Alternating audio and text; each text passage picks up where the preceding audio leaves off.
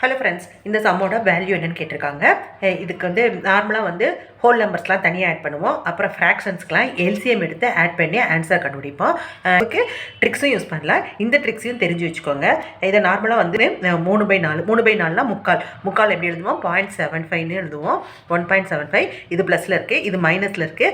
மைனஸில் இருந்தால் -1 1/5 வந்து 0.2ன்னு வரும். ஏன்னா 1 5ஆல் டிவைட் பண்ணோம். ஸோ பாயிண்ட் வச்சுட்டு ஒரு சைபர் சேர்ப்போம்.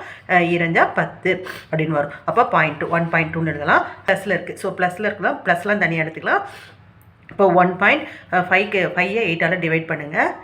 8ஆல் டிவைட் பண்ணால் பாயிண்ட் வச்சுட்டு 6×48 மீதி 2 சைஃபர் சேர்த்தோம்னா 2 தடவை. இதெல்லாம் தேவையில்லை. நம்ம பாயிண்ட்டுக்கு அப்புறம் 2 டிஜிட்டே எனஃப் தான் போதும். அப்போ 0.62ன்னு போட்டுக்கோங்க. இப்போ இது ரெண்டையும் ஆட் பண்ணுங்கள். 7 13 3.7 வருது. இது மைனஸில் இருக்குது, இது ப்ளஸ்ஸு மைனஸ் 1.2. இப்போ இதை மைனஸ் பண்ணுங்கள். 7 1 இங்கே 2 பாயிண்ட் சம்திங். 2 பாயிண்டில் இருக்க ஒரே ஆன்சர் ஆப்ஷன் ஏ தான். இருந்தாலும் செக் பண்ணிக்கலாம். 7 5 40. இதை வந்து நம்ம டிவைட் பண்ணி பாருங்கள். பாயிண்ட் வச்சுட்டு ஒரு சைபர் சேர்த்துக்கலாம். அப்போ 1 டைம்ஸ் அடங்கும். இங்கே பாருங்கள் 0.1 இருக்குது. இதுவும் 1 டைம். மறுபடியும் செக் பண்ணி பார்த்துக்கலாம். 7ல் 4 போச்சுன்னா 3 சைஃபர் 7 டைம்ஸ் அடங்கும். 7 4 28 280. அப்போ 0.17 கரெக்டாக வருதா?